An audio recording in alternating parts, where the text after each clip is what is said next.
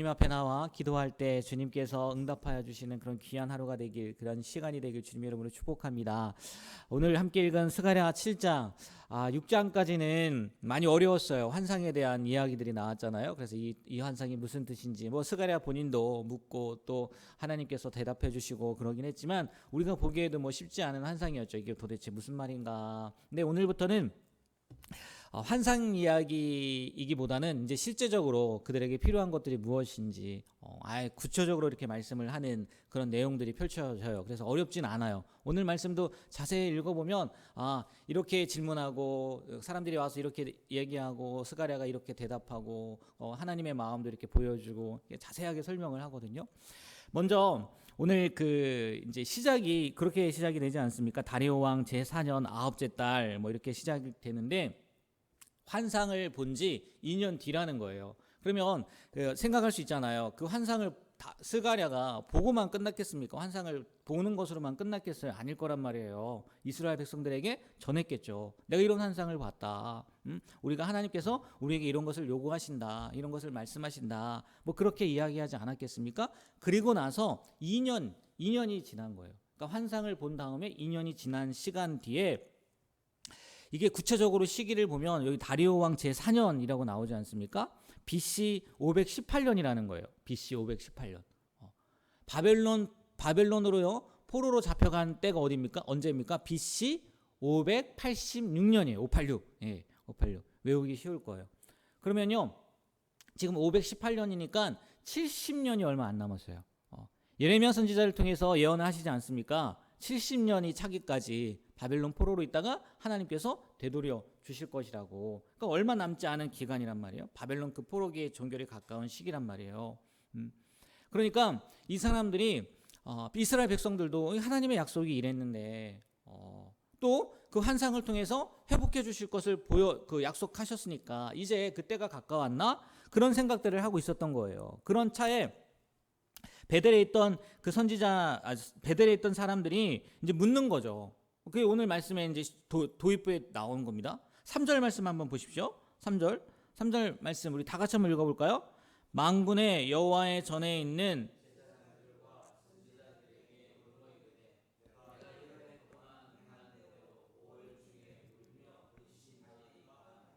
아멘. 이 말씀 자체를 보면요, 이스라엘 백성들이 바벨론 포로로 간 뒤부터 아마 거의 그런 것 같아요. 지금 예루살렘 성전이 완전히 회파되고요. 하나님의 임재를 상징하는 성전이 회파됐단 말이에요. 그리고 자기들은 바벨론 포로로 갔단 말이에요. 그냥 포로로 간 것으로 끝나지 않은 거예요. 이 사람들이 뭘 했냐? 여기 나와 있는 것처럼요. 5월 중에 울며 근신하리니까 뒤에는 이제 5째 달, 7째 달 이렇게 나오는데 1년에 두 번씩 그 2달씩 뭐 한 거예요? 금식하며 울며 금식하며 기도했다는 거예요. 뭘 금식하고 뭘 기도했겠습니까? 하나님, 이 예루살렘 성전을 다 무너지고 우리가 바벨론 포로로 왔습니다. 어떻게 하면 좋습니까? 그런 마음들 있잖아요. 그냥 똑같진 않겠지만 우리가 8.15 광복절을 지키는 거나 아니면 3.1절을 지키는 거나 왜 지키는 겁니까? 그때를 기억하기 위해서잖아요. 기념하기 위해서잖아요. 근데 좀 다른 차원이긴 하지만 우리는 기쁜 날이죠. 3.1절 기쁜 날이라고 하긴 그렇지만 많은 사람들이 죽었으니까. 근데 독립을 위해서 애쓴 날이잖아요. 수고한 날이잖아요. 그리고 8.15 광복절은 행복한 날이고. 똑같진 않지만 이들도 그것에 대해서 생각하면서 뭐 한 거예요? 울며 금식하며 기도했다는 거예요. 근데요, 이 질문이요, 매우 형식적이고 습관적인 질문이었다는 거예요. 그들의 마음속에는요, 우리가 이렇게 70년 차기까지 하루 한 해도 빠지지 않고 열심히 금식하고 기도했으니까, 울며 기도했으니까 하나님이 기뻐하시지 않을까, 그런 기대가 당연히 있었겠죠. 그러니까 물어보는 거겠죠. 이거 언제쯤 끝나는 겁니까? 근데요, 이들의 질문에 대한 하나님의 대답은요, 완전히 예상을 뒤엎는다는 거죠. 오늘 그 뒤에 내용들이 그거거든요. 오늘 말씀을 통해서 하나님께서 정말로 우리에게 원하시는 것이 뭔지, 당연히 형식적인 신앙이 아니겠죠. 살아있는 믿음의 삶, 그것을 원하는 거겠죠. 그 내용들을 한번 살펴볼게요. 보세요. 하나님이요, 그렇게 이제 베델 사람들이 와가지고 제사장들에게 이렇게 질문을 한단 말이에요. 그러니까 5절 한번 보세요. 5절. 다 같이 한번 5절 말씀 읽어볼까요? 온 땅의 백성과 제사장들에게 이르라. 다섯째 달과 일곱째 달에 금식하고 애통하였거니와 그 금식이 나를 위하여 한 것이냐. 한 번 얘기하신 게 아니에요. 야, 그 금식이 나를 위해서 한 거냐? 하나님께서 그렇게 오히려 되물으셨다는 거예요. 자신들은요, 이스라엘 백성들은 70년 동안, 여기 나오잖아요. 70년 동안 하나님을 위해서 금식했다고 생각했지만 하나님께서는요, 그게 나를 위해서 한 게 아니라는 거예요. 나를 위해서. 마치 그런 거겠죠. 예를 들어서 어떤 부부가 있어요. 그래 결혼 10주년, 20주년, 30주년을 맞이했단 말이에요. 그래서 남편이 아내를 생각하는 마음에, 죄송합니다, 남편으로 이렇게 얘기를 해서 남편이 아내를 생각하는 마음에 정말 좋은 레스토랑을 예약을 하고 맛있는 음식을 예약을 하고 또 선물도 막 준비를 했단 말이에요. 왜 했겠습니까? 아내를 사랑하는 마음에, 지금까지 나 살아줘서 감사해, 고마워, 이런 마음으로 했겠죠. 근데 아내는 그 마음보다는 여기 레스토랑 너무 좋네. 그래서 막 그 사진 찍어가지고 요즘에는 할지 안 할지 모르겠지만 SNS 같은데 막 올리고 음식 찍어가지고 남편을 바라보기보다 그 장소에 대한 거, 먹는 거에 대한 거, 선물에 대한 거, 그것만 막 찍어갖고 올린다고 생각을 해보세요. 남편의 마음이 어떻겠습니까? 물론 아내가 좋아하는 모습을 봐도 흐뭇하겠죠. 그죠? 우리는 궁쳐가잖아요, 애쳐가잖아요, 그죠? 근데 그 취지에 맞겠냐는 거예요.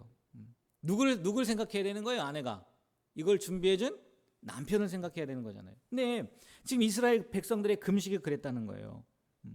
종교적인 행위 70년 동안이나 했단 말이에요. 매년 빠지지 않고.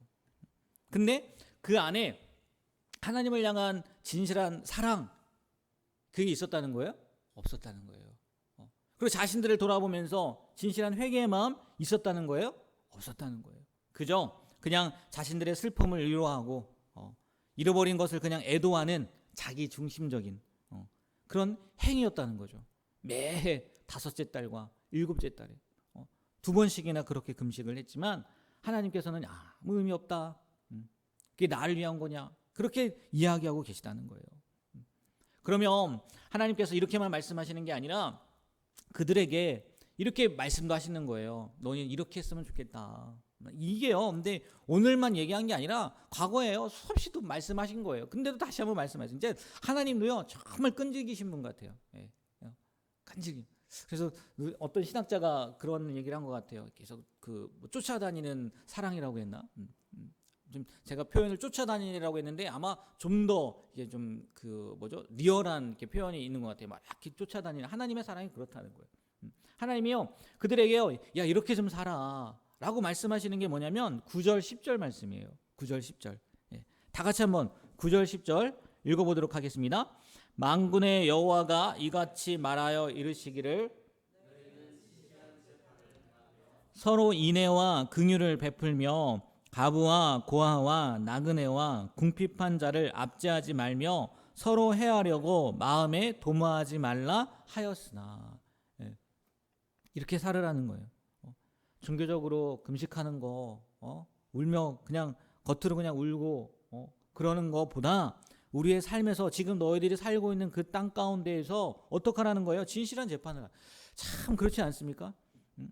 포로 생활하다가 왔단 말이에요. 다들 힘든 상황 가운데 있었을 거란 말이에요. 물론 그 안에 여러 사람들이 있었겠죠. 일하는 사람들. 그 가운데 재판관들 불의를 행했다는 거 아니겠습니까?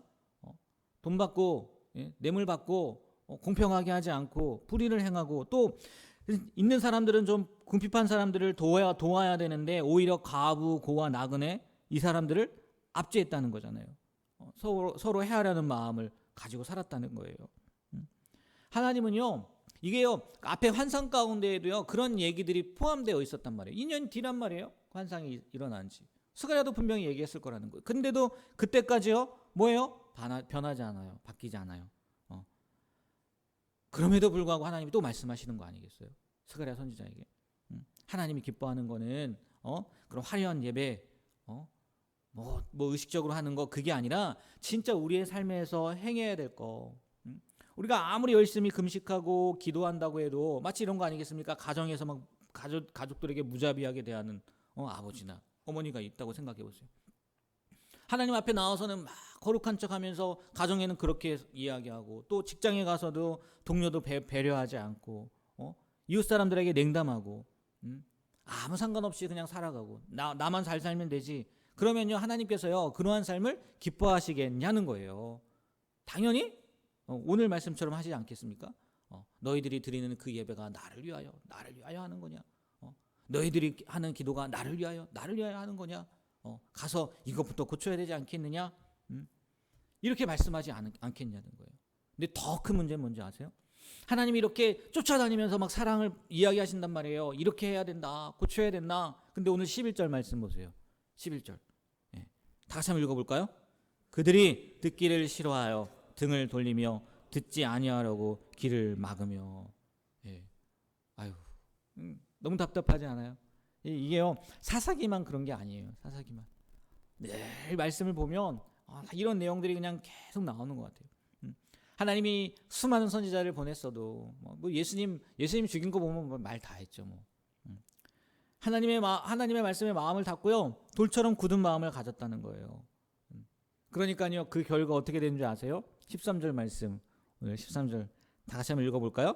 내가 불러도 그들이 듣지 아니한 것처럼 그들이 불러도 내가 듣지 아니하리라. 만군의 여호와가 말하였느니라. 아멘. 그들이 금식하며 하나님께 부르짖었지만 하나님께서 듣지 않으신다는 거예요. 왜요? 왜요? 그들이 먼저 하나님의 말씀에 귀를 닫았기 때문이라는 거죠. 우리가 착각하거나 오해하지 말아야 될 게 뭐냐면 하나님이 먼저 우리를 버린 적은 없어요. 결코 없습니다. 절대로 없습니다. 누가 먼저 버려요? 우리가 먼저 하나님을 버린다는 거예요. 우리가 하나님의 말씀에 순종하지 않고요 형식적인 신앙생활에만 머물 때요 우리의 기도는요 공허한 기도가 될 수 있어요. 우리의 금식도요 쓸데없는 금식이 될 수 있고요 우리의 예배가요 정말 오늘 말씀처럼 하나님이요 나를 위하여 한 거냐 오히려 되묻는 예배가 될 수 있어요.